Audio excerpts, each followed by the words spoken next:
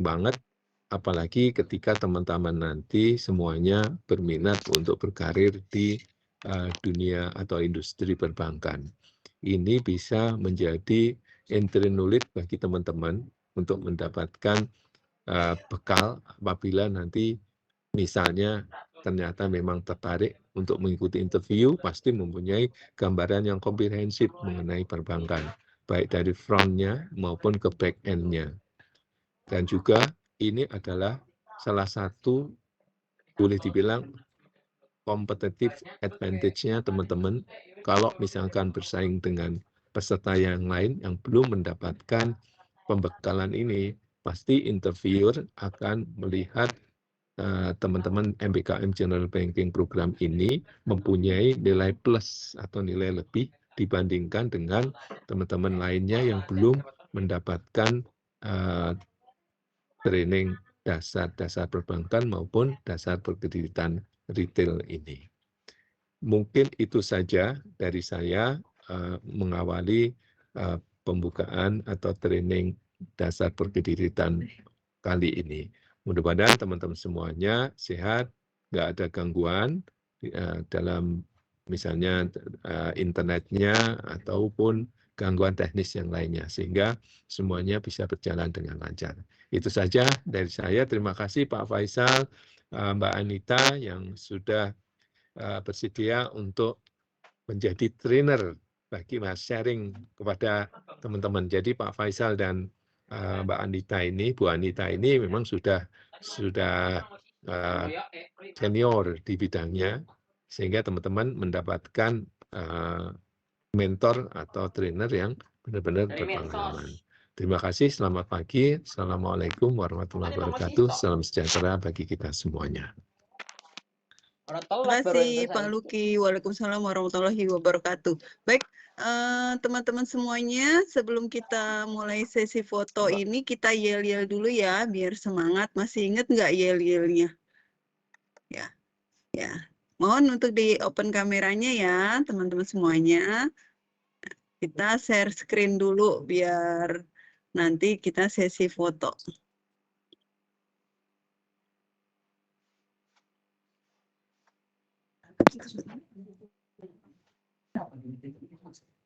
Oke.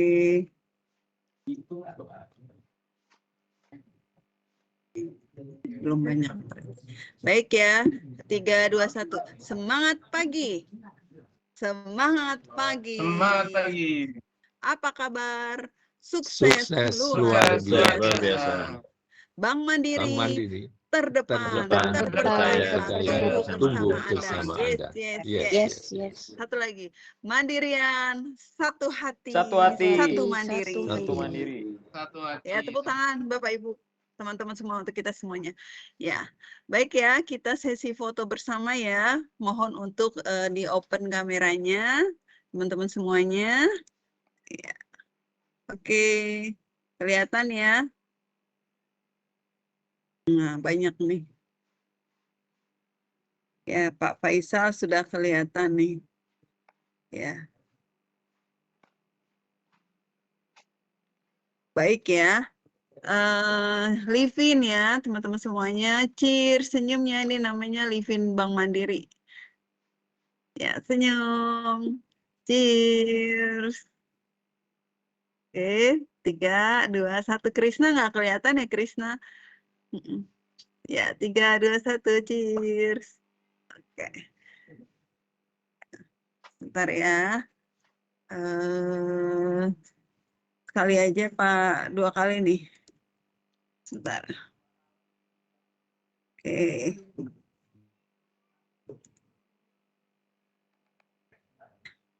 Mana tadi Krisna nggak kelihatan ya, Krisna. Ya, sekarang semangat ya. 3, 2, 1 senyum. Semangat dong pagi-pagi. Fatimah. Ya, Fatimah Zahra. Senyum, semangat. Cheers. Oke. Terima kasih teman-teman semuanya, Bapak Ibu semuanya. Ya. Baik, sebelum kita mulai training dasar berkreditan MBKM GBP ini, alangkah baiknya kita berdoa dulu ya Semoga training ini berjalan dengan lancar. Teman-teman semua, terima kasih yang sudah berpartisipasi. Semoga diberikan kesehatan. Pak Luki, para pengajar, semua diberikan kesehatan. Dan mudah-mudahan training ini bermanfaat bagi kita semuanya. Ya, sebelum kita mulai, kita berdoa dulu menurut agama dan kepercayaannya masing-masing. Berdoa dimulai.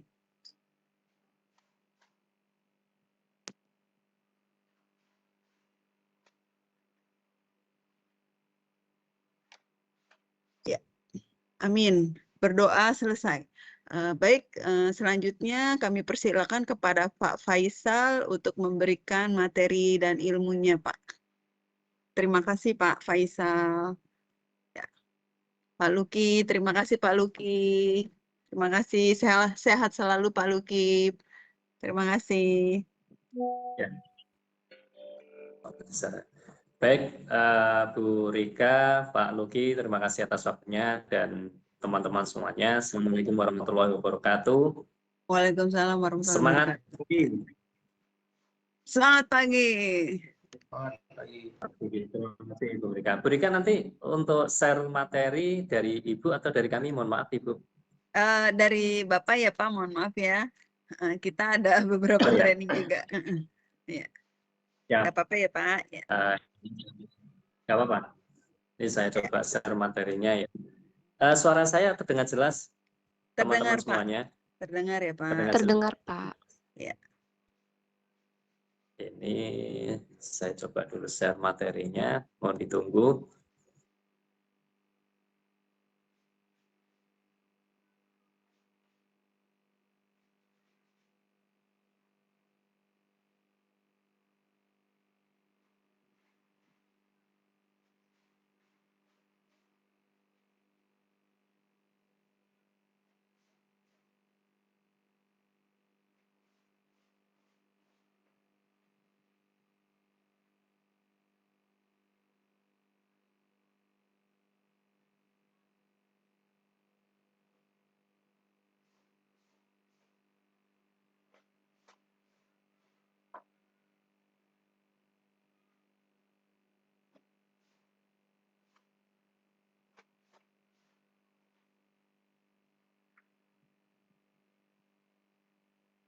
Ya, sudah terlihat ya Pak, materinya mengenai produk KUR dan KUM. Ya, baik.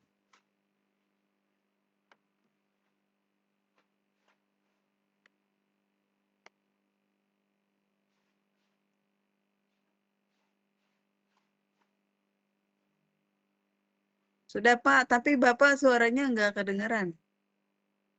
Baik, ya Bu Ya. Rika, ini memang Oh, iya. sengaja tematika. Oh, ya. Silakan Oke, Bapak. terima kasih. Ya, terima kasih.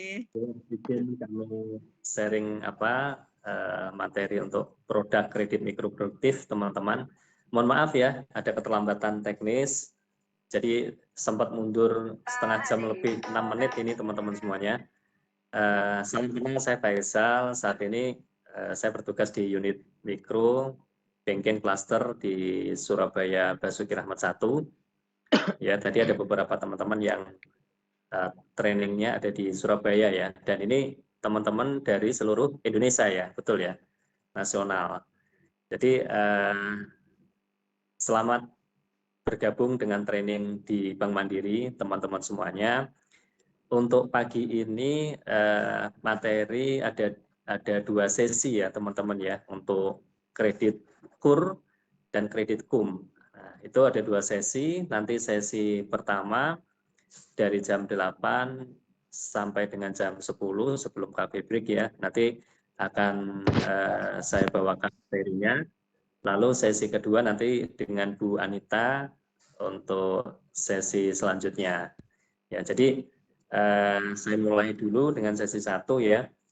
Untuk sesi 1 ini teman-teman semuanya di Bank Mandiri ini mungkin teman-teman yang sudah training OJT di unit terkait, di unit bisnis, tentunya sudah mengenal apa itu kredit dari Bank Mandiri, apa aja yang kredit yang disalurkan oleh Bank Mandiri. Ya, salah satunya itu adalah kredit mikro. Nah, di kredit mikro ini kita bagi lagi ya teman-teman ya, di Mandiri ada pembagian kredit mikro, ada produk kredit mikro yang produktif dan ada produk kredit mikro yang konsumtif.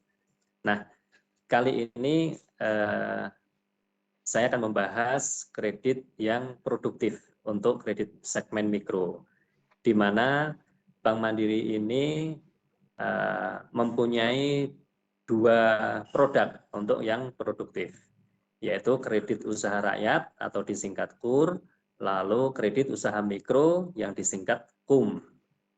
Ya. Jadi ada 2. Nah, ini teman-teman nantinya aktif ya. Kalau kira-kira tidak ada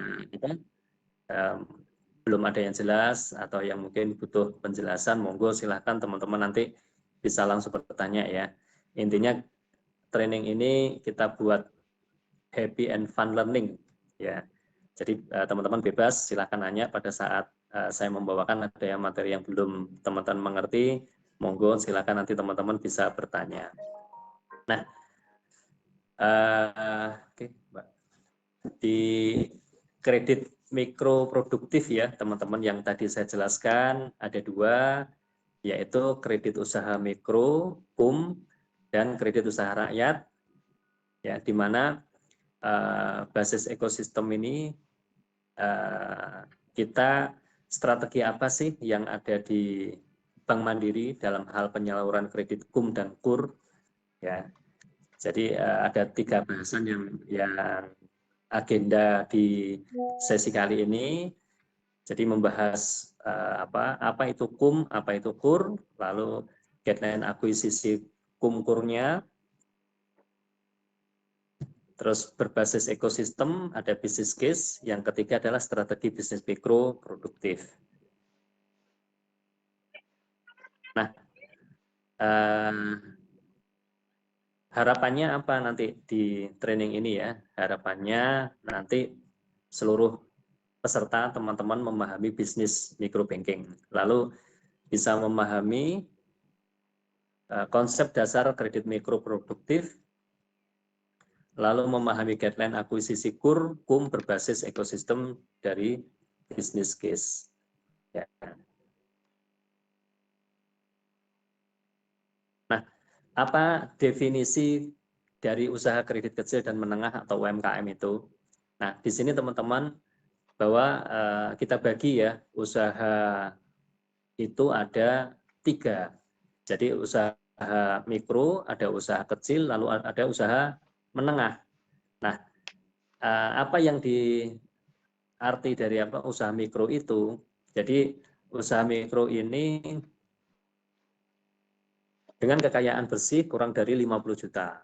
Jadi aset yang dimiliki di luar tanah dan bangunan, dia memiliki aset kurang dari 50 juta. Lalu omset penjualan tahunan seperti apa? Omset penjualan tahunan itu yaitu kurang dari 300 juta omsetnya di luar tanah dan bangunan. Lalu untuk apa yang termasuk usaha kecil ya? Yang termasuk usaha kecil dari kekayaan bersihnya, aset yang ada yang dimiliki oleh pelaku usaha di segmen usaha kecil ini mempunyai kekayaan antara 50 sampai dengan 500 juta di luar tanah dan bangunan tempat usaha. Lalu berapa sih omset dari penjualan tahunan mereka yang usaha kecil ini, di mana mereka memiliki omset penjualan antara 300 juta sampai 2,5 miliar di luar tanah dan bangunan. Ini yang disebut dengan usaha kecil. Lalu bagaimana dengan usaha menengah? Usaha menengah ini mereka mempunyai kekayaan bersih sekitar 500 juta sampai dengan 10 miliar di luar tanah dan bangunan atau tempat usaha. Lalu bagaimana dengan omset penjualan tahunannya? Nah, omset penjualan tahunan mereka memiliki omset di atas 2,5 miliar sampai dengan 50 miliar. Ini dinamakan usaha menengah. Nah, inilah profil dari usaha produktif ya, dari UMKM yang kita bagi menjadi 3, teman-teman. Nah.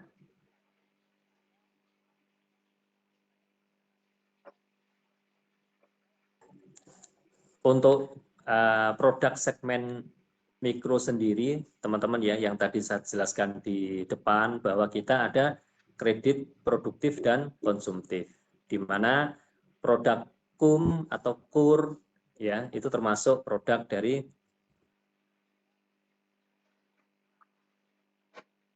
slide ya, ada segmen profilnya ya, ada segmen profil, ada produk, ada limit yang kita salurkan, ada tenor, ada jangka waktu, dan target segmen. Nah, segmen profil untuk kredit produktif ini, teman-teman, ini biasanya yang kita biayai adalah usaha biasa, termasuk perdagangan retail, usaha rumahan, warung makan, atau pertanian.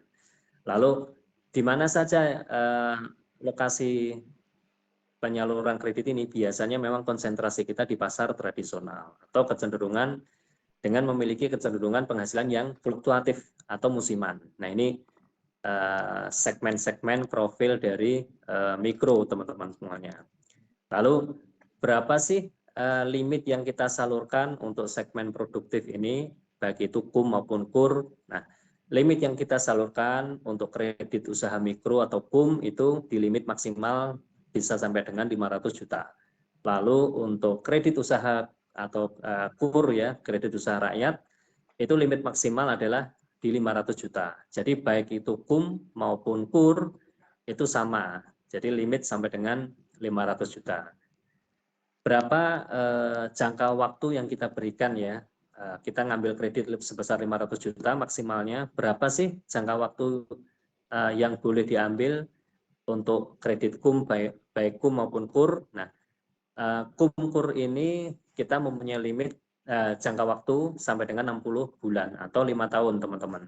Jadi misalkan ada akses orang yang mau mengakses kredit KUM maupun KUR dari Bank Mandiri, bisa kita salurkan maksimal limit di angka 500 juta dengan jangka waktu yang bisa diambil adalah 60 bulan atau 5 tahun.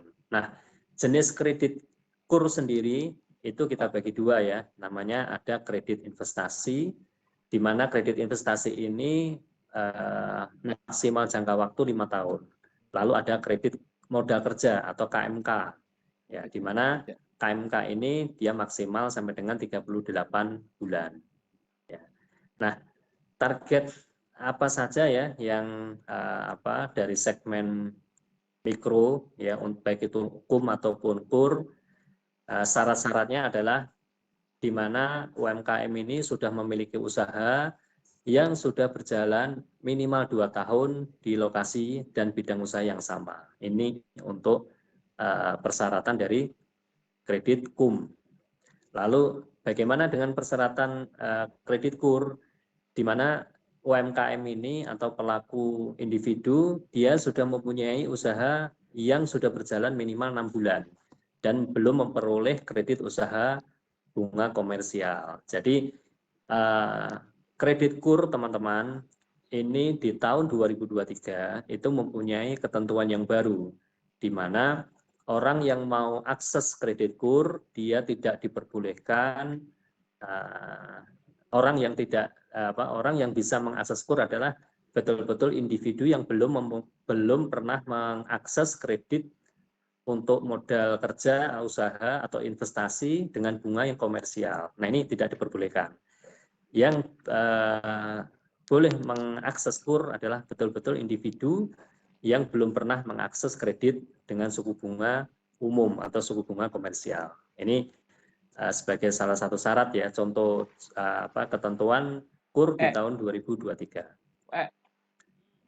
Nah, saya lanjut, tidak ada pertanyaan ya teman-teman ya, atau mungkin belum, atau masih bingung. Buka toko saya lanjut ya. Sebentar, saya lanjut dulu. Ya, prinsip dasar untuk penyaluran kredit pengelolaan kredit mikro, teman-teman, ini kita mengenal sistem yang tiga prinsip ya, di mana kredit yang kita salurkan di segmen mikro ini harus cepat, lalu harus dekat dan sederhana. Apa sih yang dimaksud proses dengan proses cepat ini? Pencairan cepat ini untuk memenuhi tuntutan bisnis dengan putaran yang tinggi. Jadi segmen mikro ini turnover-nya harian, teman-teman. Mungkin teman-teman bisa membayangkan Limit ya, 500 juta. suatu usaha toko kelontong itu kan harian. Apalagi sekarang, Iki lagi dijelasin mohon maaf, marak toko Madura ya, yang bukanya 24 jam itu, Soalnya aku kan teko yang saingan dengan Indomaret. Nah, ini toko Madura ini turnover-nya tinggi. Dia secara harian. Makanya tuntutan bisnis mereka sangat tinggi. Dan ini berlaku harian. Kita mengikuti prosesnya juga harus cepat. Karena apa? Karakter dari bisnis yang harian ini membutuhkan modal yang harian juga. Mereka butuh modal yang harian, tuntutan bisnisnya, perputaran hariannya juga cepat, sehingga butuh pencairan dari kredit ini cepat. Kalau tidak cepat, mereka pasti akan mengakses atau mencoba pengajuan di tempat lain. Jadi kita butuh cepat dalam hal proses. Lalu yang kedua, kemampuan untuk menjangkau pasar secara cepat dan mendorong pertumbuhan dengan tetap mempertimbangkan cost efektif. Ya, jadi intinya kredit yang kita salurkan ini dapat terserap secara tepat sasaran dan cepat ya dalam usaha mendorong perekonomian UMKM. Jadi harapan kita dalam hal penyaluran kredit mikro ini, mereka dapat segera memanfaatkan kredit ini untuk modal kerja yang dipakai secara harian. Jadi itu. Lalu dekat. Nah, ini dekat artinya apa ini, teman-teman? Dekat ini secara hubungan personal dengan calon debitur, kita dapat memberikan literasi keuangan. Jadi memberikan edukasi dalam hal transaksi keuangan. Dengan tools, dengan personal, mungkin di suatu daerah itu berbeda-beda ya, teman-teman ya. Dalam hal kita berdekatan kepada nasabah, mungkin di daerah Surabaya yang orangnya seneng lugas, orangnya langsung to the point. Ya, ini berbeda mungkin kalau kita pendekatan di daerah Solo atau mungkin di daerah Medan, Sumatera. Ini perlu pendekatan sesuai dengan karakter calon debitur ya yang ada di daerah masing-masing. Lalu kita bisa memberikan edukasi tentang literasi keuangan. Bagaimana transaksi harian mereka yang selama ini mungkin manual, tradisional, sering bayarnya dengan cash, tunai. Nah, ini coba kita edukasi juga dengan transaksi yang memudahkan mereka menghitung mungkin laba rugi atau menghitung mempermudah transaksi mereka tidak menerima cash, ya, mempermudah tidak usah kembali, tidak usah ada uang kembali, ya, dengan QRIS dan berbagai macam alat pembayaran yang ada di perbankan. Nah, yang kedua, dekat ini karakteristik mikro ini adalah lokasinya mudah diakses oleh calon debitur. Ya, jadi kita mendekatkan diri kepada calon debitur, tidak jauh-jauh ya. Jadi kalau segmen mikro ini ada batas wilayah yang bisa kita berikan kredit. Ya, kalau di mikro ini kita 5 km.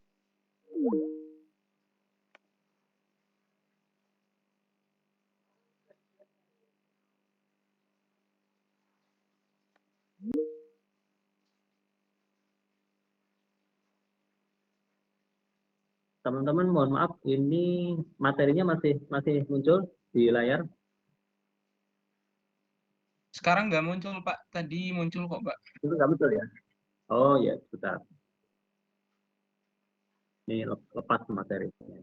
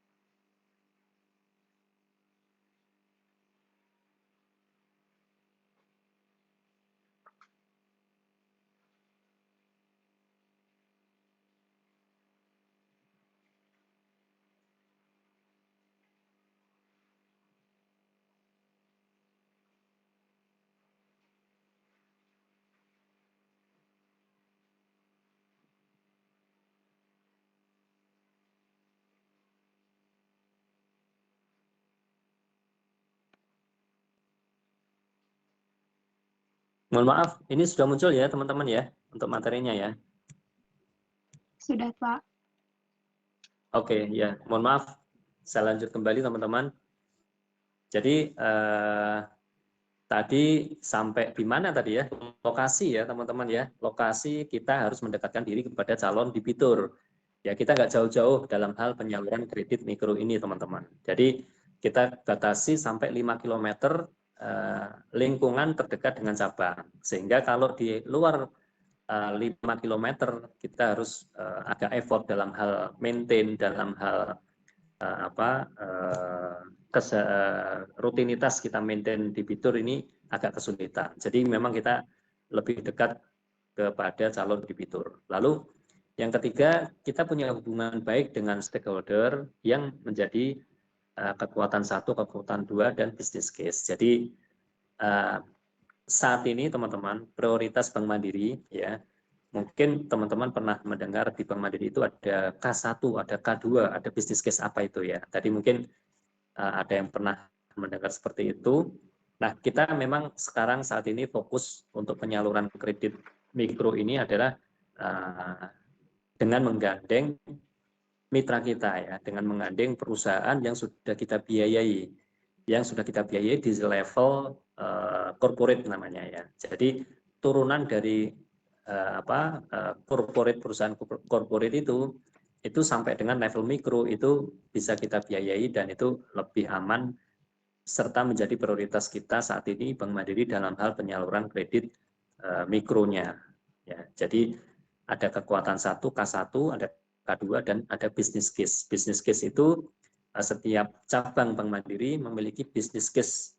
Ya, jadi ada business case yang dikerjakan sehingga business case tersebut untuk level mikro juga kita menjadi prioritas untuk bisa kita kerjakan.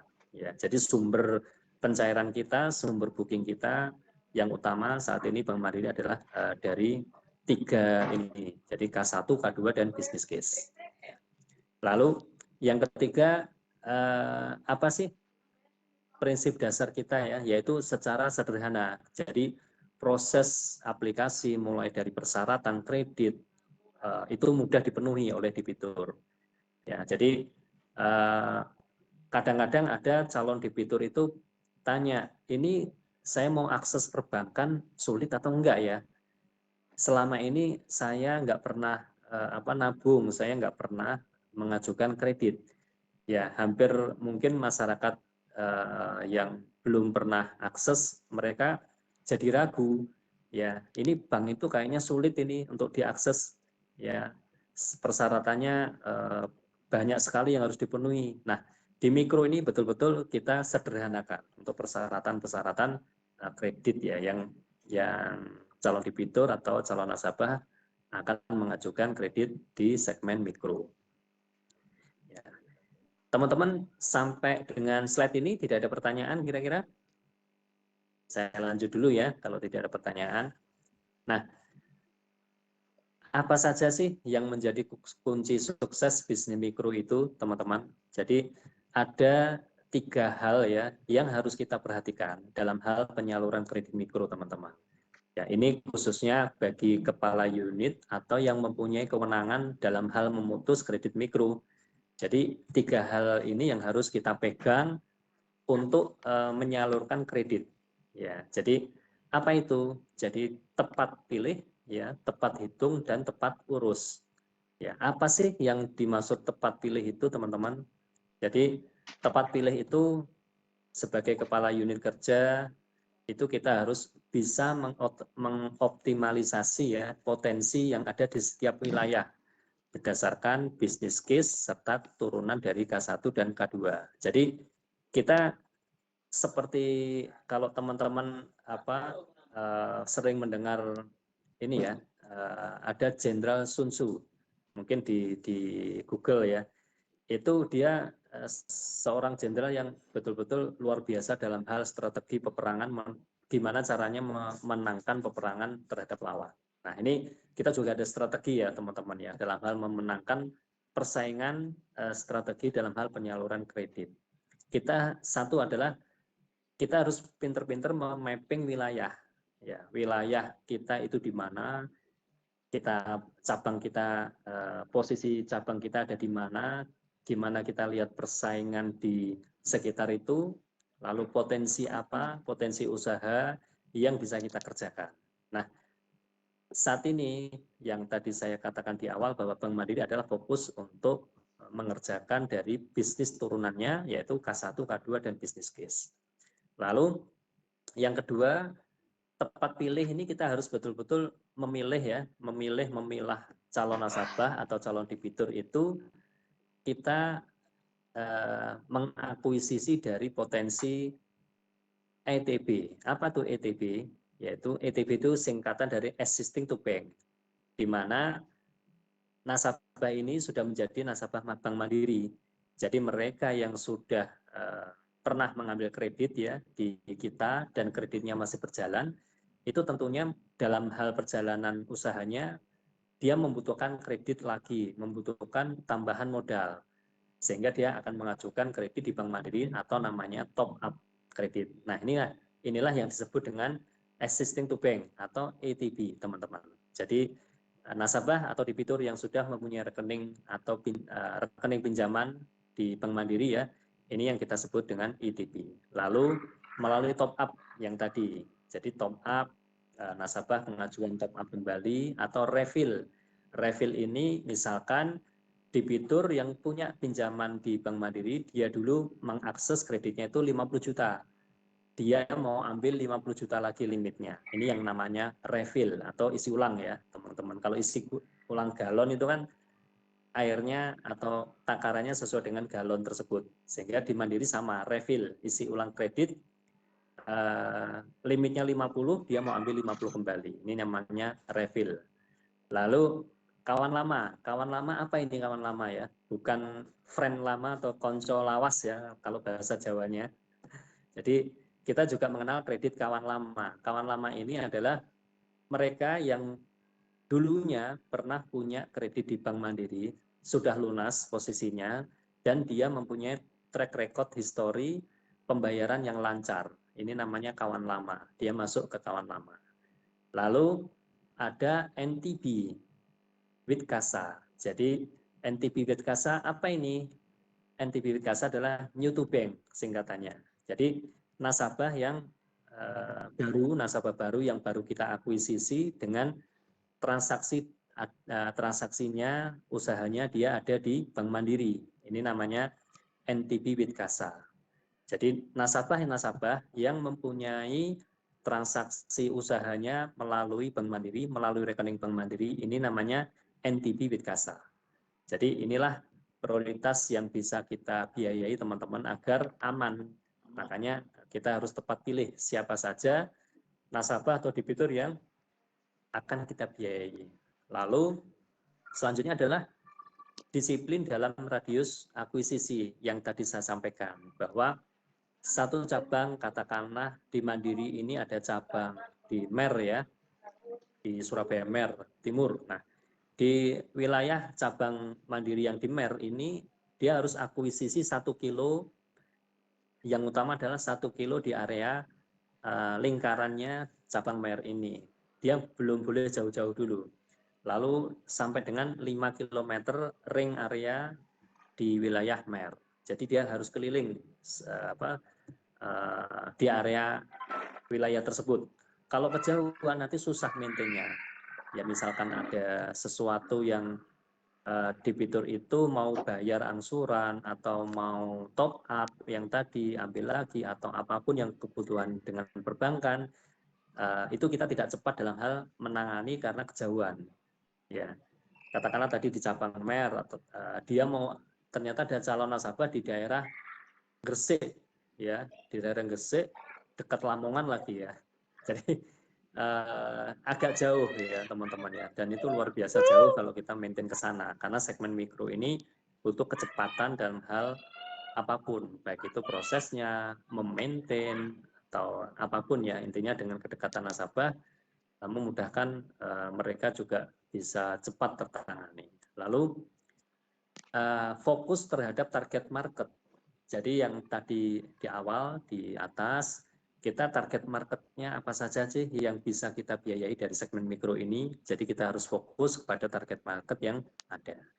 Nah, lalu selanjutnya kunci sukses bisnis mikro selain tepat pilih, apalagi nih teman-teman? Yaitu tepat hitung. Ya, kredit itu ibarat semacam resep teman-teman, resep obat ya. Jadi kalau dokter memberikan resep kepada pasien itu harus tepat. Benar nggak kira-kira? Oh, Saya coba tes ya. Coba saya tanya ke Mbak siapa ini ya? Mbak Nabila Ayu. Mbak Nabila Ayu online nggak ini ya? Silakan. Iya, Pak. Oh, iya. Suaranya. Oke, Mbak Nabila, saya mau nanya nih. Mbak Nabila pernah ke dokter nggak? Pernah, Pak. Periksa pernah ya. Nah, dari dokter dulu pernah dikasih resep obat. Pernah. Pernah ya, dikasih resep obat. Itu kira-kira kalau resep obatnya ada tulisan apa diminum sebelum makan, setelah makan gitu ya. Terus ada obat yang 3 kali sehari mengonsumsinya, Iya. ada juga ya obatnya ya, betul ya Mbak. Nah, kira-kira nih Mbak Nabila saya tanya, kalau dokter itu ngasih Keren, resepnya dia terlalu banyak ini, ya katakanlah obat apa ya, Decolgin ya mungkin ya, yang saya tahu ya, mungkin Decolgin yang harusnya resepnya cukup 3 kapsul, tetapi Mbak Nabila dikasih 7 kapsul. Kira-kira kalau dikonsumsi semua bisa jadi apa ya Mbak Nabila ya? 7 kapsul itu dikonsumsi. Dosis. Overdosis. Bisa jadi fly ya Mbak Nabila ya, mungkin ya. Overdosis fly mengakibatkan kesehatan memburuk ya karena overdosis. Nah, ini sama teman-teman ya, dan Mbak Nabila dan teman-teman semuanya. Kalau kredit ini kita berikan over, ya tentunya mereka overdosis bisa fly. Katakanlah mereka butuhnya 100 nih, tapi kita maksain Pak 200 saja diambil. Ini Bapak ini loh, kayaknya ini kurang kalau 100 nih. Padahal memang sesuai hitungan itu cukup 100. Nah, teman-teman apa yang terjadi? Kalau kita kasih nasabah atau debitur itu seharusnya 100, kita kasih 200, maka sisa 100 bisa jadi dipakai untuk apa itu? Coba, ada yang bisa jawab nggak kira-kira teman-teman? Misalkan ya, tadi dia cukup 100 nih usahanya, omsetnya, lalu kebutuhannya dia 100, tapi kita maksain kasih 200 nih. Nah, kira-kira kalau orang kelebihan uang 100 juta, itu bisa dipakai untuk apa ya teman-teman ya? Ada yang bisa jawab? mau timur, ngapain korong timur? Coba. Ya, 100 juta dipakai untuk jalan-jalan, Pak. Ya, jalan-jalan ke Malaysia, ke Singapura. Mana yang kira-kira untuk tempat wisata ya selama 1 bulan. Jadi tambah ini ya teman-teman ya. Akhirnya apa yang terjadi? Kalau kita kasih kelebihan 100 juta, tidak bermanfaat kepada usaha mereka. Mereka over. Ya bisa jadi konsumtif larinya. Sehingga apa? Kemampuan debitur ini yang harusnya dia cukup membayar angsuran dengan kredit 100 juta, dia harus membayar 200 juta yang 100 jutanya tidak tepat dipakai sebagai untuk apa? Tidak tepat untuk usaha, sehingga memberatkan kepada debitur. Ya, jadi debitur untuk pembayaran angsuran akan jadi berat dan mereka potensi tentunya akan menunggak atau macet. Nah, ini betul-betul kita harus tepat hitung ya, disiplin dalam perhitungan pendapatan, lalu perhitungan usaha tambahan kalau mereka punya usaha tambahan ya, lalu agunan atau jaminan yang mengcover pinjaman. Nah, ini betul-betul semuanya harus kita hitung. Kalau dihitung itu cukupnya 100, kita jangan ngasih 50 tambahan 50 atau 200 100 lagi. Mereka over, sama kayak resep dokter tadi. Kalau dikasih 7 pil Decolgin ya, jadi fly ya. Jadi debiturnya juga fly ya. Fly dia kemana-mana, bisa terbang kemana-mana. Memanfaatkan 100 juta tidak untuk usaha, tapi untuk dari sisi konsumtif. Nantinya akan memberatkan dan potensi pastinya nanti macet. Nah, inilah teman-teman untuk kita harus tepat hitung. Lalu yang selanjutnya adalah apa sih kunci sukses kita di bisnis mikro itu adalah tepat urus. Ya, kita harus betul-betul kuat dalam hal mengurus atau memaintain debitur kita.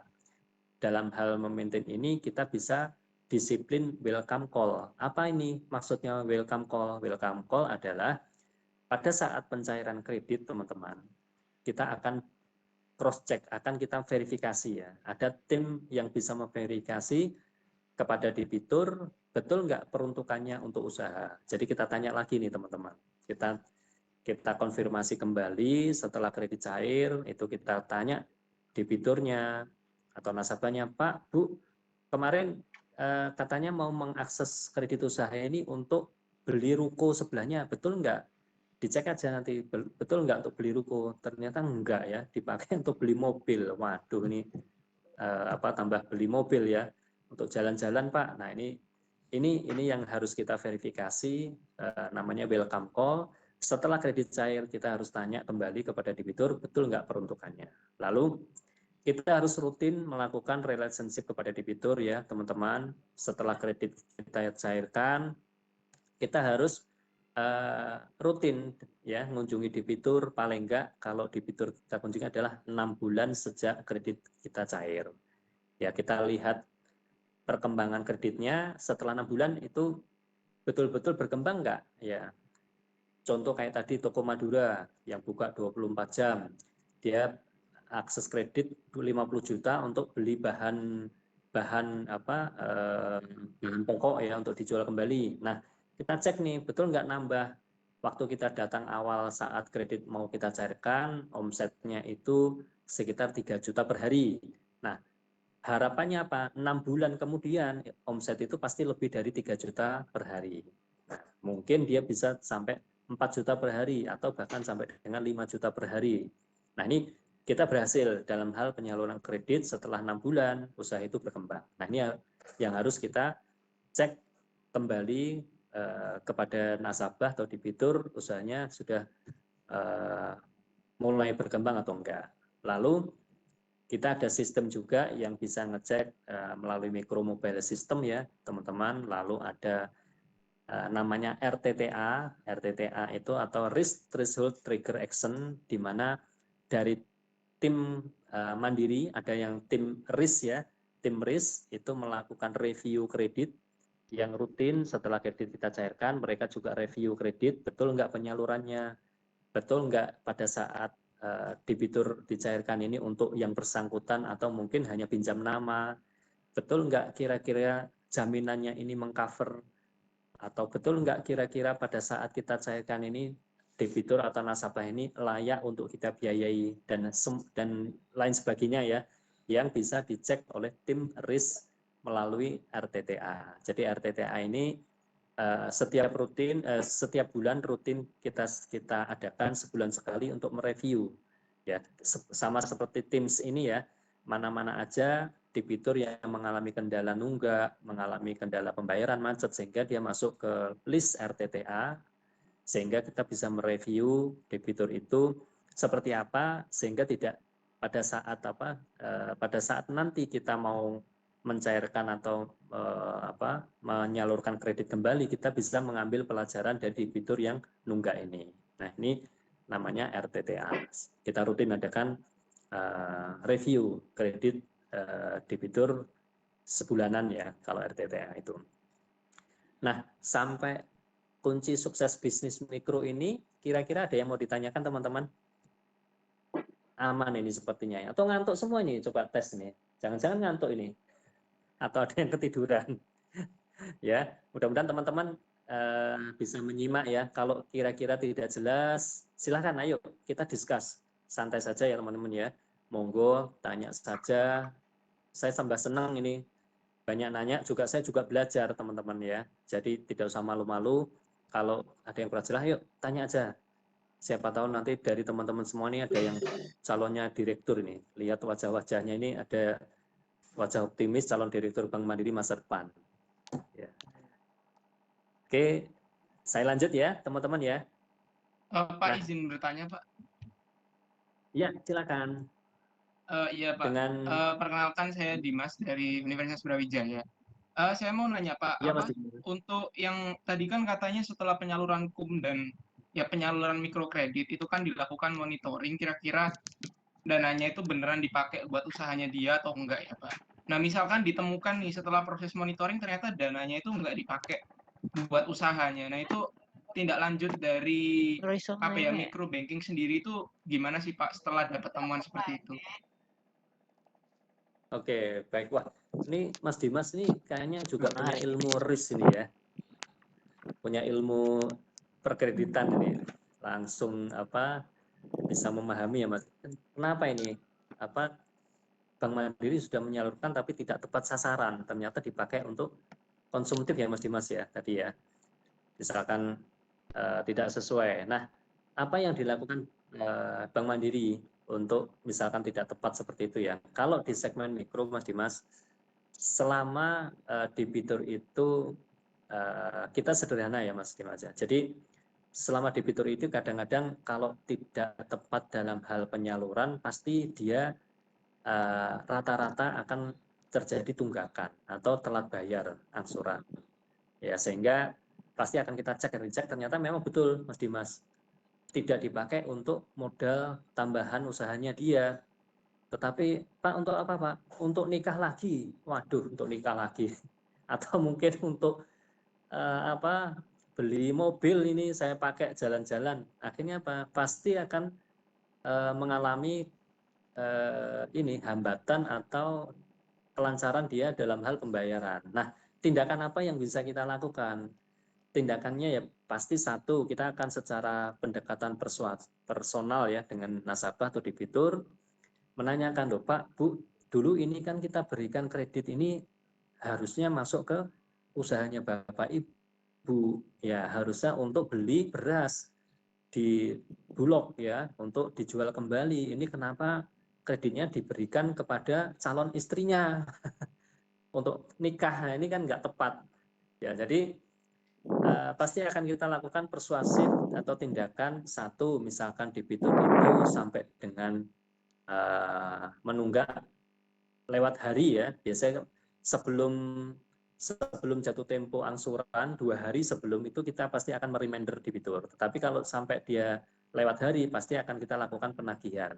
Ya, penagihan persuasif personal harus dilancarkan kembali dan kita edukasi debitur dia kalau masih ada sisa dana harus dimasukkan ke usahanya sehingga dia bisa menggerakkan lagi perputaran usahanya dan pastinya akan berefek kepada kelancaran pembayaran angsuran. Ya, itu tindakan awal kita adalah mengedukasi, mengajak debitur itu kembali ke jalan yang benar, Mas Dimas. Jadi kalau memang sudah terlanjur semuanya masuk ke dalam tidak usahanya ya salah satu cara adalah kita mengawal agar debitur itu lancar dalam hal pembayarannya. Ya, kalau dia sampai dengan macet nantinya ya kita akan lakukan tindakan sesuai dengan ketentuan perbankan sampai dengan nanti mungkin misalkan mudah-mudahan ya pastilah ada nanti suatu saat kredit yang kita temui sampai dengan macet ya itu sesuai dengan persyaratan perbankan sampai dengan pelelangan agunan atau jaminan daripada debitur karena mungkin tidak ada kemampuan lagi bayar dan usahanya sudah tutup ya karena dialihkan tidak tepat penggunaannya sehingga sampai dengan tutup usahanya dan yang satu-satunya adalah aset yang dimiliki sehingga kita bisa lakukan proses pelelangan dari jaminan tersebut untuk menutup atau melunasi pinjaman di bank ya karena apa sih efek dari debitur itu tidak lancar terhadap bank adalah CKPN ya atau pencadangan aktif kerugian yang ditimbulkan adalah kita mencadangkan mencadangkan aktiva kita ya untuk menutup debitur atau nasabah yang tidak lancar bayarnya yaitu efek dari tidak lancarnya debitur. Nah ini Mas Dimas yang penanganan dari bank ya pasti ada surat peringatan 1, SP1, SP2 sampai dengan SP3 di mana tahapan-tahapan itu sampai dengan lelang itu yang bisa kita lakukan dari pihak perbankan. Pastinya yang pertama adalah kita mengawal debitur dulu. Ya, kita mengawal debitur akan kembali ke jalan yang sesuai dengan peruntukannya. Kalau memang itu tadi tidak bisa kita kembalikan ke lancar dan debitur sampai dengan macet, akan kita lakukan proses sesuai dengan ketentuan dari perbankan. Mungkin itu ya Mas Dimas yang bisa saya jawab ya. Mas Dimas ini nantinya mau masuk ke Mandiri, calon-calon pemimpin masa depan ya. Oke, gimana Mas Dimas kira-kira dari jawaban yang Baik Pak, terima kasih Pak, sangat menjawab. Terima kasih Pak. Ya, terima kasih Mas Dimas. Ada lagi kira-kira teman-teman? Tidak ada pertanyaan lagi ya? Kalau tidak ada, ini saya lanjutkan dulu. Untuk sesi 2 ya, kredit usaha mikro atau KUM teman-teman. Nah, yang tadi dijelaskan di awal ada dua fitur produk ya teman-teman ya. Ada produk KUM, di mana KUM ini penyaluran kredit kita mempunyai limit untuk baru ya. Jadi nasabah yang betul-betul mau mengakses kredit KUM dan kita kategorikan yang baru mengakses permohonan baru itu kita batasi sampai 350 juta. Ya, jadi Pak Faisal tadi di awal KUM itu bisa sampai 500, nih kok hanya 350. Betul. 350 ini adalah bagi calon debitur yang baru yang mau mengakses KUM. Ya, jadi kita berikan maksimal di angka 350 juta dulu. Nantinya setelah dia menjadi debitur ya atau existing to bank itu bisa kita biayai sampai dengan 500 juta maksimalnya untuk calon debitur ya, untuk debitur yang existing. Lalu jangka waktu yang kita berikan berapa atau tenor yang kita bisa berikan untuk produk KUM ini sampai dengan 60 bulan atau 5 tahun tenor 5 tahun tuh. Jadi maksimal yang bisa kita berikan adalah 5 tahun. Lalu suku bunganya seperti apa? Suku bunga adalah yang berlaku di segmen mikro. Jadi setiap bulan bahkan ya atau mungkin ada beberapa bulan kita review suku bunganya.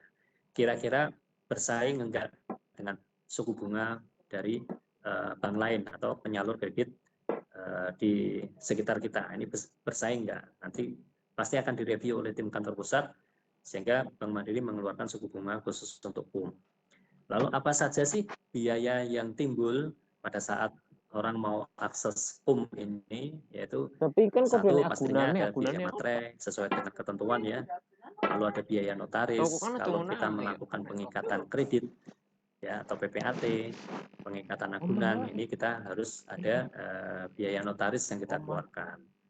Lalu ada biaya premi asuransi. Di sini premi asuransi itu asuransi kerugian jika debitur menyerahkan jaminan, misalkan dia menyerahkan jaminan kendaraan atau BPKB mobil ya, menyerahkan mobilnya, BPKB-nya. Nah, ini akan terjadi risiko kerugian terhadap mobil itu, makanya harus di-cover dengan asuransi kerugian. Atau debitur ini menyerahkan jaminan berupa sertifikat rumah tinggal atau bangunan, sehingga risiko tempat tinggal atau bangunan ini mempunyai risiko kerugian terhadap kebakaran. Nah, ini kita asuransikan juga dengan asuransi kerugian kebakaran, sehingga debitur ini merasa aman selama kredit mereka berlangsung ya.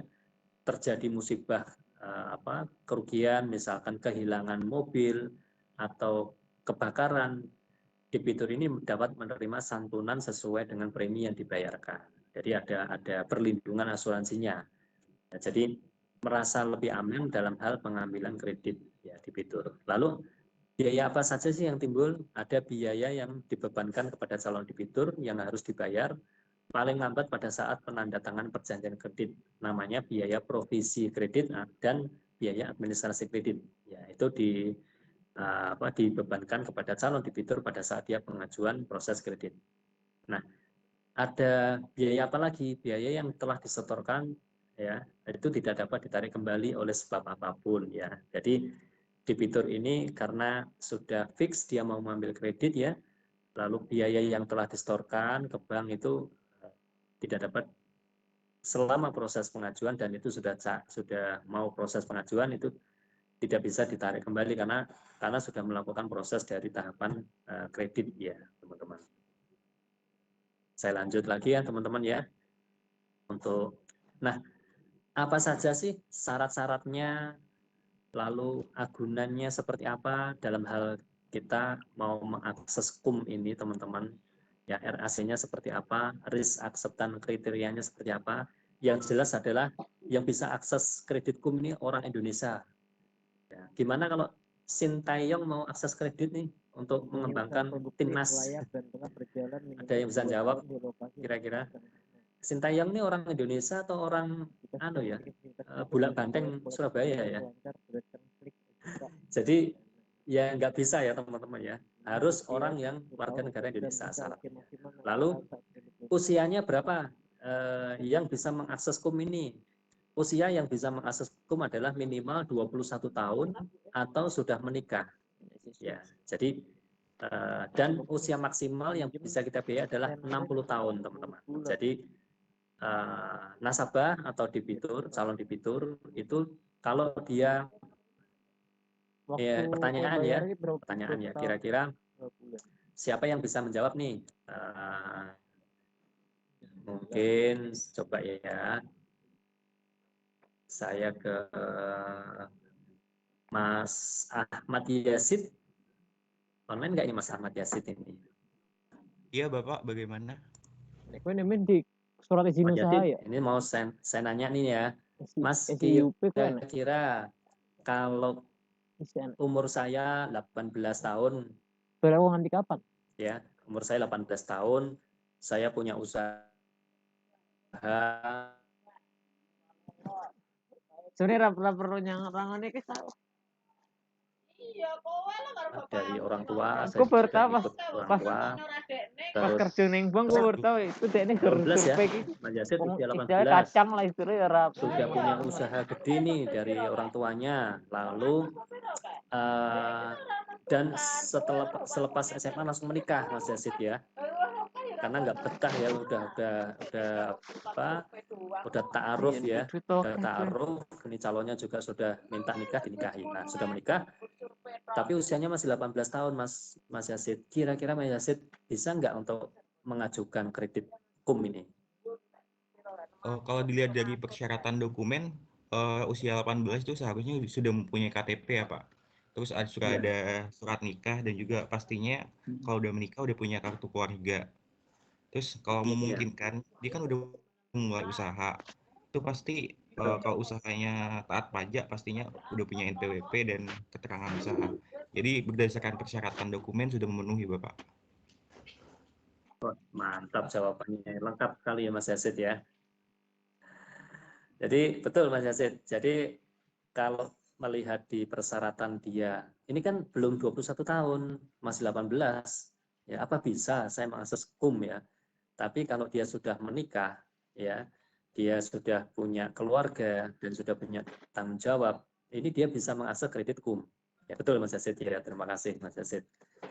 Mas Yasid nanti mau penempatan cabang mana ini Mas Yasid? Kebetulan saya di cabang Jogja Bapak. Oh Jogja ya. Iya. Ya mudah-mudahan nanti langsung penempatan cabang Jogja ya Mas Yasid ya. Amin, siap Pak. Kalau berminat di Bank Mandiri ya Mas. Amin. Ya, terima kasih Mas Yasid ya, luar biasa jawabannya lengkap ya tadi ya.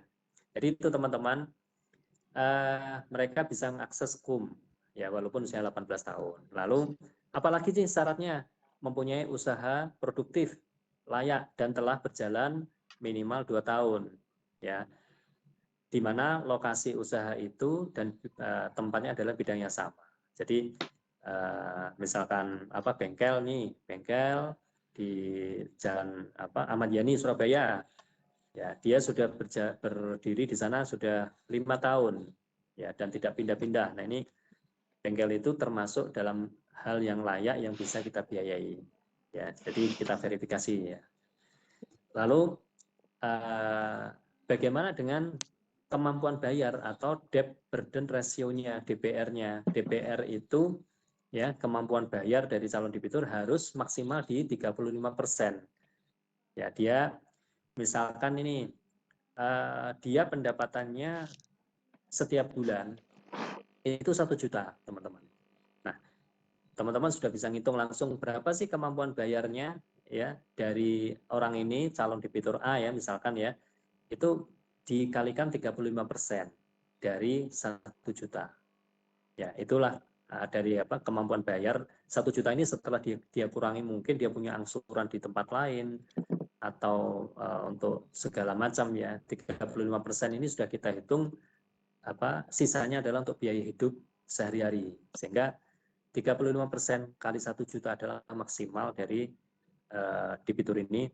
Dia bisa mengangsur ya. Dia angsurannya di berapa? 350.000 setiap bulannya. Ya, jadi dia kalau kita berikan kredit yang angsurannya lebih dari 350.000 tentunya berat dan ini menyalahi ketentuan. Ya, jadi maksimal adalah debitur ini kita kasih kredit yang limitnya di mana angsurannya adalah 350.000 per bulan. Ya, sesuai dengan DPR atau 35% kemampuan bayar dia. Lalu selanjutnya apa? Syarat-syaratnya RAC adalah misalkan debitur memiliki fasilitas kredit ya di tempat lain, tetapi posisinya tidak lancar atau macet. Ini kita tidak bisa berikan. Jadi yang bisa kita berikan adalah debitur yang mungkin pada saat dia mau mengajukan kredit di Bank Mandiri, dia punya fasilitas kredit di bank lain, tetapi posisinya harus lancar, kolektibilitasnya lancar, ya nggak boleh nunggak ya. Kalau nunggak ini tanda-tanda di bank lain aja dibiayai ini macet, dia mau mengajukan di Mandiri, malah tambah berat ya dia ya, pastinya akan over dan karakter debitur ini sudah terbaca jelas di SLIK OJK ya. Kalau dulu mungkin teman-teman pernah mendengar BI ya, cek BI. Apa ini cek BI? Atau mungkin sekarang adalah SLIK OJK karena SLIK ini atau sistem laporan informasi keuangan dari debitur ya, ini yang mengeluarkan adalah OJK. Ya, jadi kita cek SLIK OJK-nya gimana dia lancar atau macet di tempat lain. Lalu persyaratan selanjutnya adalah persyaratan dokumen. Dokumen apa aja yang harus dibutuhkan dalam hal pengajuan hukum ini? Yang pasti adalah dokumen pokok ya, teman-teman. KTP-nya, KTP calon debitur, atau kalau dia sudah menikah berarti KTP-nya pasangan yang harus disampaikan ke bank. Lalu ada surat keterangan usaha yang diterbitkan oleh RT, RW, atau kelurahan, atau pejabat yang berwenang. Lalu ada NPWP ya, yang tadi disebutkan oleh Mas Yasid bahwa setiap perorangan usaha sekarang wajib mempunyai NPWP ya. Itu yang taat pajak ya. Jadi bank juga harus menerima calon debitur yang taat pajak. Jadi dia harus punya NPWP. Lalu surat menikah bagi mereka yang sudah berkeluarga. Tadi calon debitur dia walaupun usianya 18 tahun tetapi dia sudah menikah, dia harus melampirkan surat nikah. Ya, dia harus melampirkan surat nikah sebagai persyaratan dokumen. Lalu selanjutnya adalah kartu keluarga. Ya, jadi harus melampirkan kartu keluarga dari calon debitur. Nah, sampai dengan syarat dokumen atau syarat-syarat yang RAC ini ada yang ditanyakan teman-teman? Kalau nggak ada lanjut ya, karena khawatir ini slide-nya sampai 40, nanti teman-teman bisa pulang dini hari nanti ya. Jadi saya lanjut dulu teman-teman ya. Apa saja sih dari struktur materi ini, fitur-fiturnya tadi ya, fiturnya, lalu ketentuannya dari kredit kum ini. Jadi kalau teman-teman di Bank Mandiri yang sudah OJT atau training ya, tentunya di tim bisnis unit mikro itu ada namanya SGP ya, atau Sales General Produktif atau marketingnya dari kum ini ya teman-teman ya. Jadi fitur-fiturnya ini yang tadi resumnya ya, di sini ada resumnya. Kalau limit kan maksimal adalah di 350 juta. Lalu kalau dia sudah jadi existing bisa akses sampai dengan 500 juta. Lalu jangka waktu tadi ya 5 tahun, di mana jaminannya, agunannya atau agunan kebendaan yang sebagai syarat agunan kebendaan itu bisa tanah, ya, bisa Tanah, bangunan, ya, bangunan. yang bukti kepemilikannya adalah SHM atau SHGB atau SHGU atau hak milik, ya, atau SHM atas satuan rumah susun. Jadi rumah susun pun bisa jadikan agunan. Lalu nilai jaminan atau nilai agunan itu, ya, di sini jika jangka waktu yang diambil debitur dia 36 bulan atau 3 tahun, itu maksimal adalah 100%. Ya, jadi nilai dari agunan itu adalah 100%. Misalkan debitur itu mengakses 100 juta. Nah, nilai jaminannya dia minimal harus 100 juta, ya, teman-teman. Lalu bagaimana kalau debitur itu mengambil jangka waktu lebih dari 3 tahun sampai dengan 5 tahun? Ya, jaminan yang harus diserahkan adalah minimal nilainya adalah 125% dari limit kredit. Jadi misalkan kredit yang kita salurkan adalah 100 juta, ya, terus debitur mengambil jangka waktu 5 tahun atau 60 bulan, jaminan yang masuk ke Mandiri, ya, itu nilainya adalah 125% dari 100 juta. Minimal harus 125 juta, teman-teman. Ya, setelah kita nilai keluar angka 125 juta, itu yang bisa diaksep sebagai jaminan untuk kredit dengan jangka waktu lebih dari 36 bulan sampai dengan 60 bulan atau 5 tahun. Lalu limit pengajuan ini, ya, siapa saja sih yang memverifikasi, ya, untuk pengajuan ini? Ya, dari kita bagi 3, ya, teman-teman, ya, dari limit, ya, dari limit pengajuan. Kalau kredit yang kita berikan atau calon debitur yang mau mengakses kredit limitnya 50 juta, yang memverifikasi adalah teman-teman SGP atau Sales General Produktif dan penyelia unit atau kepala unit di unit bisnis mikro itu, ya, atau MBM atau branch manager yang ada di cabang. Lalu bagaimana kalau kredit yang kita salurkan itu lebih dari 50 juta sampai dengan 200 juta, yang memverifikasi adalah SGP atau marketing, ya, Sales General Produktif, marketingnya, lalu diverifikasi oleh penyelia unit, kepala unit, ya, atau micro banking manager MBM, dan BM atau branch manager. Lalu lanjut lagi, verifikasi terakhir adalah cluster atau MBCM, micro banking cluster manager, untuk memverifikasi kredit yang maksimal 200 juta. Lalu bagaimana kalau pengajuan ada yang di atas 200 juta sampai dengan 500? Siapa sih yang memverifikasi? Yang memverifikasi adalah SGP 1, ya, Sales General Produktif atau marketingnya. Yang kedua adalah penyelia unit atau MBM, micro banking manajernya, dan level selanjutnya adalah branch manager, micro banking cluster manager, lalu sampai dengan micro banking head di regional, di kantor wilayah, dan RCBDH, Regional Credit Business Development Head atau RCBDH di kantor wilayah. Ini yang limit sampai dengan 500 juta. Ya, siapa saja yang tahapan yang memverifikasi dari pengajuan ini. Saya lanjut, ya, teman-teman, ya. Nah, apa saja sih program-program KUM ini? Jadi KUM ini ada beberapa produk, ya, teman-teman, ya. Namanya KUM ini ada namanya KUM Ekskur khusus, ya, salah satunya. Apa sih yang kriteria yang bisa mengakses KUM Ekskur khusus ini? Adalah debitur KUR yang akan dikonversi menjadi KUM. Jadi dia sudah mengajukan KUR dulu, ya, teman-teman, ya. Jadi di awal dia mengajukan KUR, lalu dia mau mengambil kredit lagi sehingga dia masuk ke segmen KUM. Ya, ini namanya KUM Ekskur khusus. Jadi KUM Ekskur ini limit pengajuannya 25 juta sampai dengan 100 juta. Tidak dipersyaratkan agunan tambahan sesuai manual produk KUR dari Bank Mandiri tahun 2020 yang direvisi di bulan Januari tahun 2022. Bahwa ketentuan agunan untuk KUR mikro dengan limit di atas 10 juta sampai dengan 100 juta tidak diperlukan agunan tambahan. Maksudnya apa sih ini?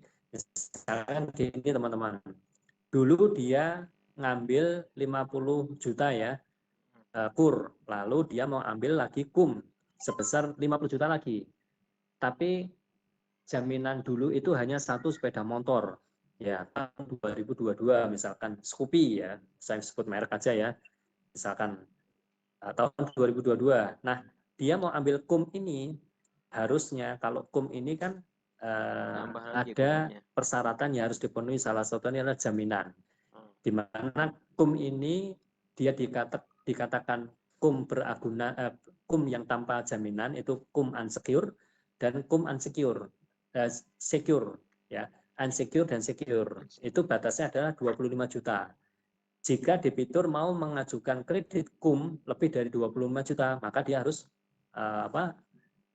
agunannya harus yang secure, yang bisa kita nilai, yang bisa kita jaminkan senilai kredit tersebut ya, 100 juta 50 juta berarti harus 50 juta nilai jaminannya. Nah, saya tanya, kalau kira-kira kredit harga sepeda motor ya tahun 2022 yang tadi salah satu merek ya, pastinya kan tidak bisa sampai dengan 50 juta ya teman-teman ya. Mungkin kalau second-nya di angka 13 juta atau 14, 15 atau 20 ya, tidak sampai 50 juta. Nah, ini produk kum excursus ini untuk mengadopsi produk yang jaminannya tidak sesuai dengan limitnya, namanya kum excursus. Jadi dengan hanya dengan jaminan yang tadi ya, sepeda motor tahun 2022 dia bisa mengakses kum excursus ini hanya dengan satu jaminan tadi 50 juta, walaupun nilainya tidak tidak masuk dalam hitungan 50 juta. Yang kedua, kumadu. Apa ini kumadu ya?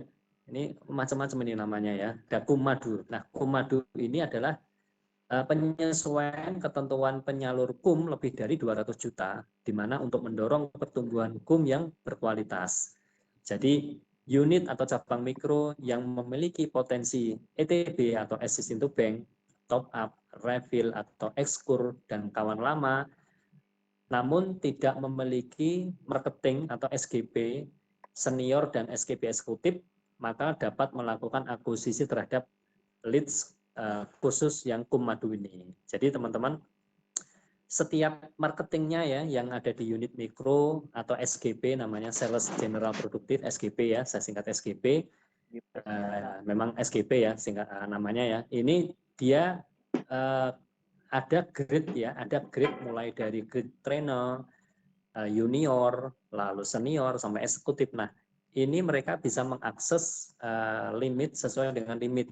Nah, Kumadu ini mengadopsi jika unit itu tidak mempunyai SGP dengan tingkatan grade yang senior ataupun eksekutif. Misalkan dia SGP-nya baru junior ini, atau baru junior ya, saya asumsikan junior. Nah, Kumadu ini bisa mereka akuisisi, walaupun SGP-nya belum layak untuk membiayai kredit yang sesuai dengan ketentuan SGP eksekutif ataupun SGT yang senior ya, mereka masih bisa untuk mencairkan kredit.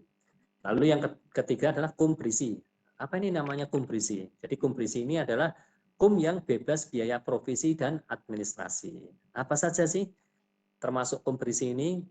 Yang termasuk kum berisi adalah jenis pengajuan top up kum ke kum. Jadi dulu dia ngambil kum ya, dia top up lagi ke kum, atau kum yang eskur ya, reguler dan khusus, dengan sisa pokok pinjamannya atau badenya itu kurang dari 25% dari limit awal. Ya, itu provisinya bebas provisi dan biaya administrasinya juga bebas. Jadi misalkan ini dia pinjam 100 juta dalam jangka waktu 3 tahun, lalu sudah berjalan hampir 2,5 tahun, di mana sisa pokok badenya itu kurang dari 25%. Ya, berarti kurang dari 25 juta. Misalkan sisa pokoknya tinggal 20 juta. Nah, ini dia masuk ke kum berisi. Bisa pengajuan kembali dengan bebas biaya provisi dan administrasi. Itu teman-teman. Saya lanjut ya, teman-teman ya. Lalu, apa saja sih ketentuan top up kum ini kalau mau ambil kembali kum ya, baik itu kum ekskur dan kum ke kum ya.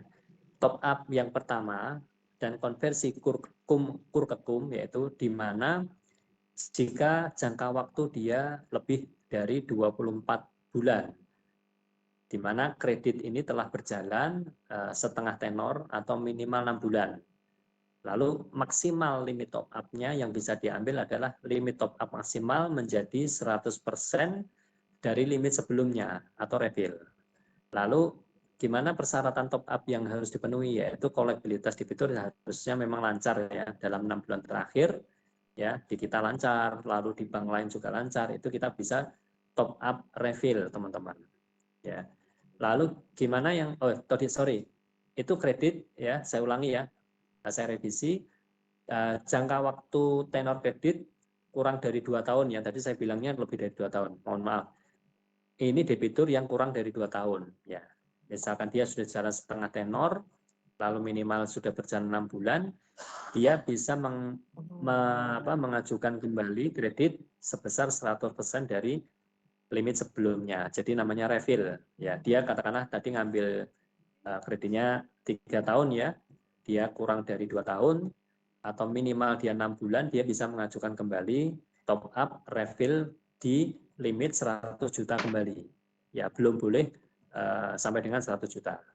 Lalu gimana kalau yang lebih dari 2 tahun atau 24 bulan? Nah, kalau dia lebih dari 24 bulan ya tenor kreditnya ya, di mana lama kreditnya yang sudah berjalan ada 12 bulan, limit top up maksimal bisa menjadi 150% dari limit sebelumnya.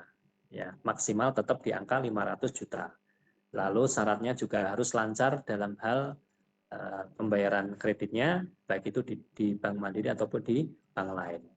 Lalu limit top up dimungkinkan bisa 200% ya, sepanjang pada rekening tabungan debitur tersedia minimal 2 kali dari saldo AGF-nya atau saldo angsurannya dalam 6 bulan terakhir. Jadi misalkan nih jangka waktu kreditnya yang diambil adalah 3 tahun ya teman-teman ya, 3 tahun, lalu dia sudah berjalan 12 bulan dan saldo tabungannya dia itu lebih dari 2 kali angsuran. Angsurannya katakanlah 3 juta, saldonya ada 10 juta. Nah, dia layak mendapatkan kredit top up ya, ambil kembali itu sampai dengan 200%.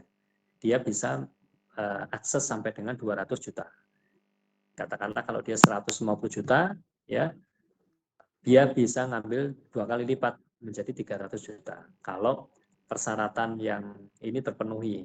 Jadi kreditnya sudah jalan 12 bulan minimal, lalu di saldo rekening itu rata-rata saldonya adalah lebih dari 2 kali angsuran.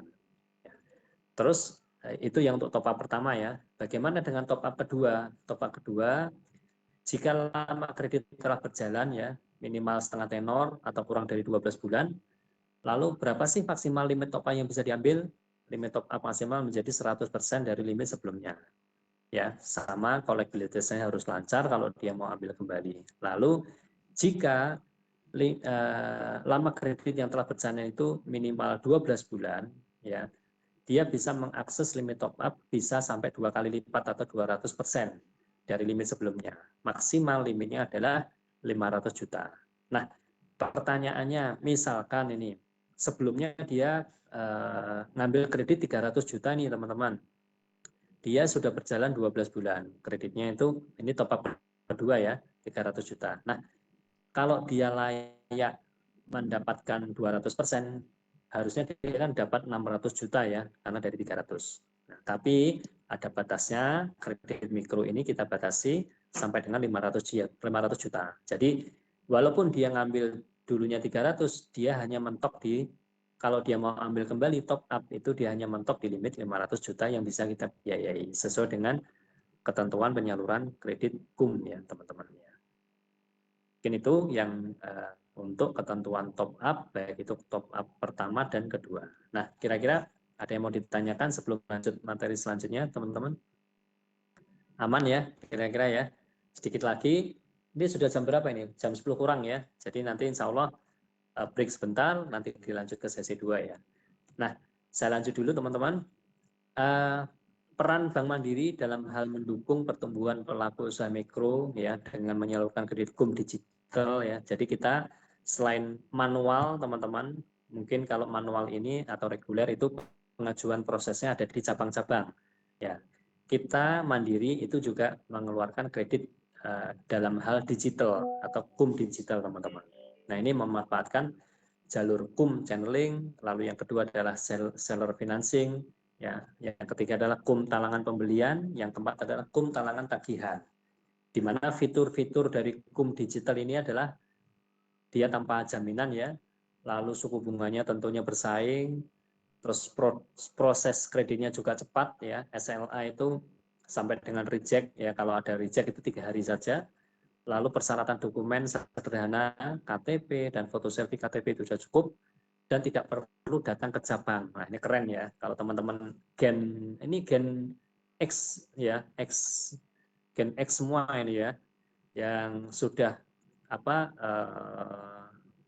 kesehariannya memakai HP, memakai digital ya, layanan digital. Nah, ini cocok ya nantinya ya. Jadi ini memang kita menyasar kepada kaum milenial, kaum muda yang dia tidak mau ribet, tidak mau repot datang ke cabang ya, dia bisa akses dengan KUM digital ini.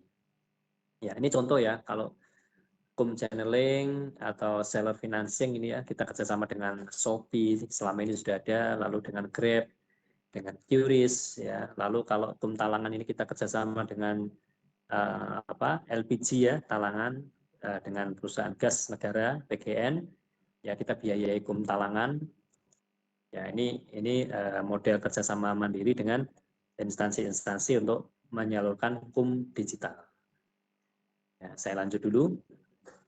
Lalu apa sih KUM talangan pembelian atau KUM TP ini? Ya, jadi merupakan fasilitas pembiayaan ya kepada retailer untuk pembelian stok dari partner atau distributor dan tidak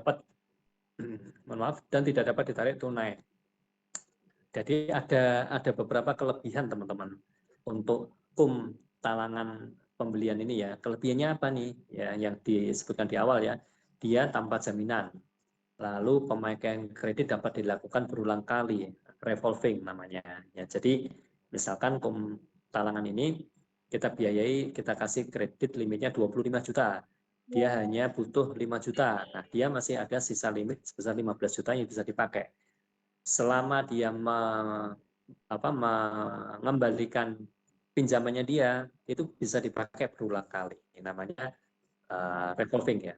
Lalu proses kreditnya cepat dan mudah dengan persyaratan dokumen sederhana ya teman-teman, hanya KTP dan foto selfie saja, dan dia tidak perlu repot-repot dan harus datang ke cabang, ke kantor Bank Mandiri ya. Dia hanya cukup melakukan pengajuannya melalui aplikasi milik partner. Jadi misalkan tadi ada Shopee ya, Shopee teman-teman menemukan kredit talangan Bank Mandiri ya, yang dibiayai oleh Bank Mandiri, teman-teman hanya cukup mengakses aplikasi tersebut. Ya, lalu benefit apa sih yang bisa diambil dari benefit KUM talangan ini? Lalu benefitnya adalah ketersediaan modal untuk penambahan stok usaha. Pastinya ya, niat kita untuk memberikan kredit adalah untuk menambah modalnya dia, menambah stok usahanya dia. Ya, tadi beli beras berarti menambah jumlah beras, jumlah dagangannya calon debitur. Lalu kemudahan dan keamanan bertransaksi karena berlapis-lapis ya jenjang proses kredit via aplikasi ini.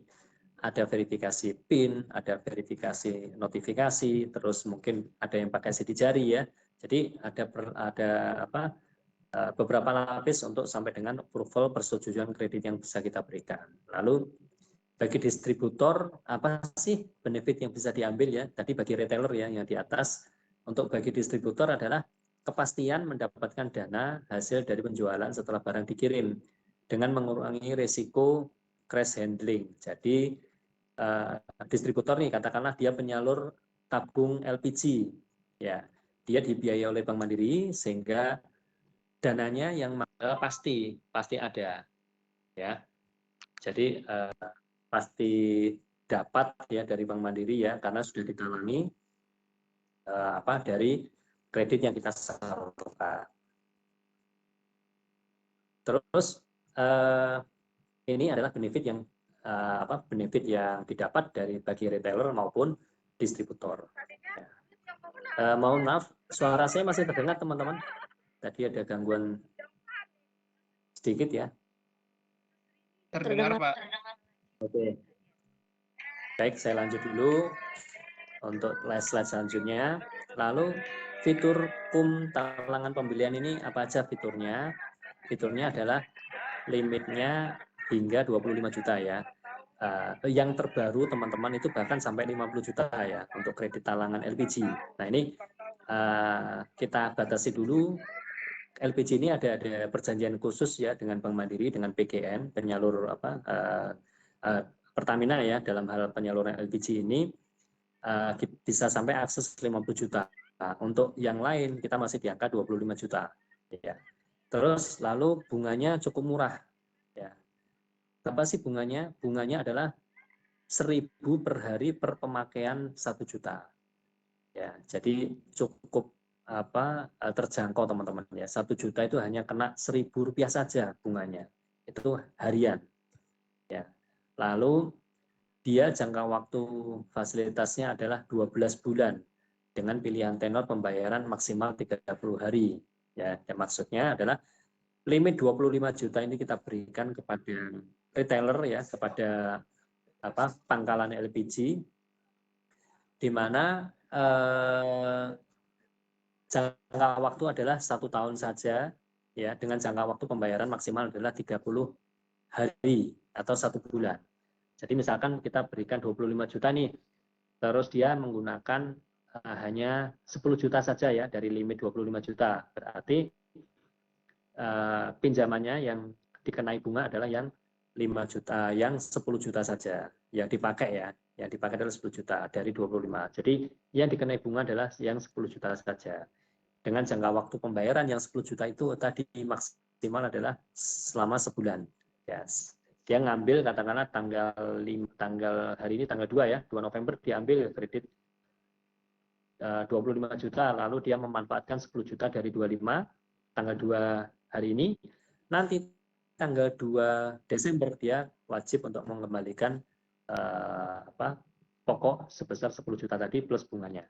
Nah, ini maksimal yang bisa dibayarkan kepada Bank Mandiri. Dengan jangka waktu kredit, limit kredit itu berlaku sampai dengan 2 November 2024, 1 tahun ya. Jadi dia maksimal adalah 1 tahun limit kredit yang kita salurkan. Lalu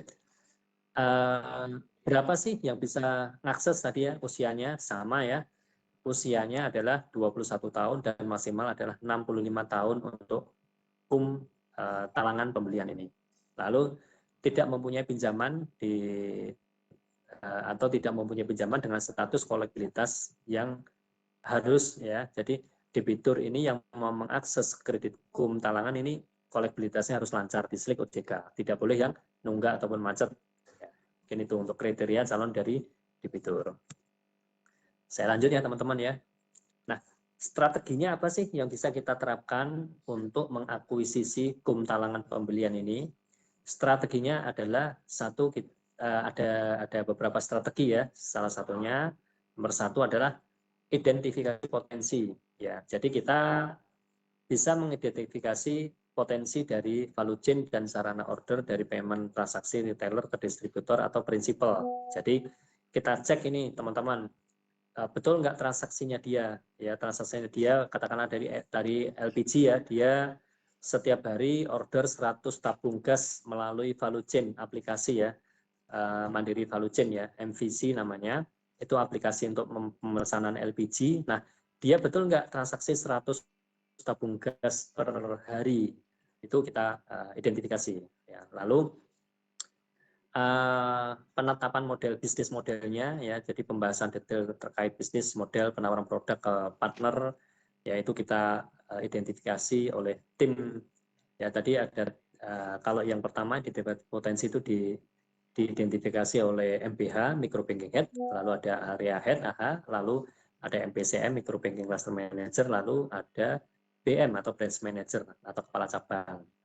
Untuk penetapan model bisnis 2 ya, itu dilakukan oleh tim MDAB, lalu dilakukan oleh RIS ya, segmen RIS, lalu MBCM, lalu oleh partner atau yang kita ajak kerjasama ya.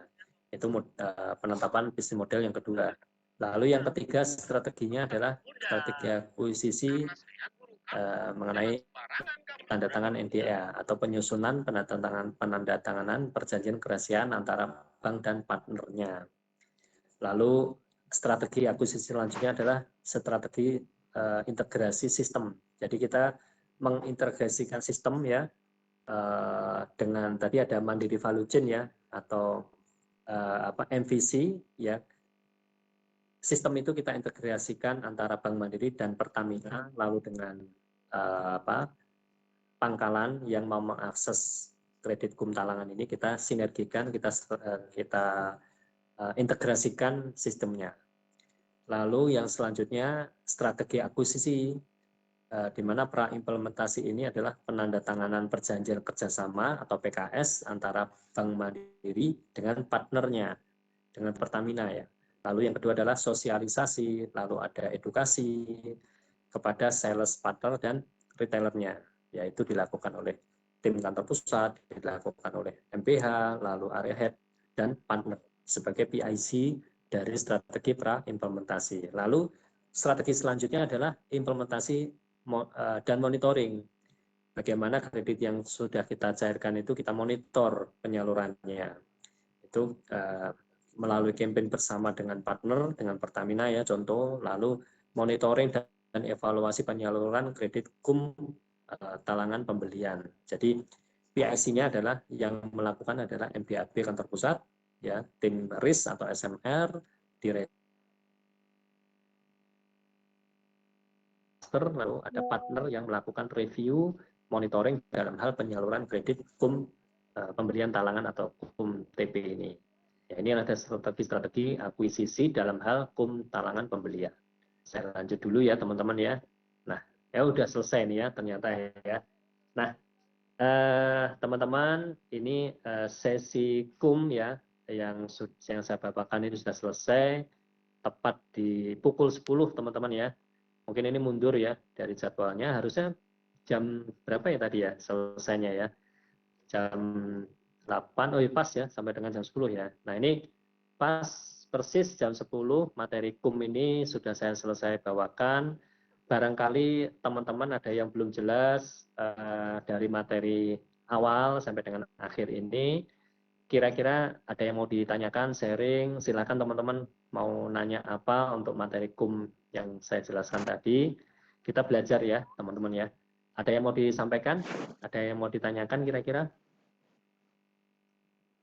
Atau yang sudah tidak betah mau cafe break? Ada kira-kira yang mau ditanyakan? Permisi Pak, mau nanya Pak. Monggo, dengan Ya, siapa ini? dari Dimas lagi Pak. Saya mau nanya tadi, Monggo, Mas. ini sih Pak. Iya, tertarik sama yang apa kum talangan pembelian tadi. Kalau saya ngelihatnya sih kayak semacam ini ya Pak, apa kredit modal kerja gitu, tapi lebih ke mikro gitu dengan limitnya kayak sekitar 25 sampai 50-an.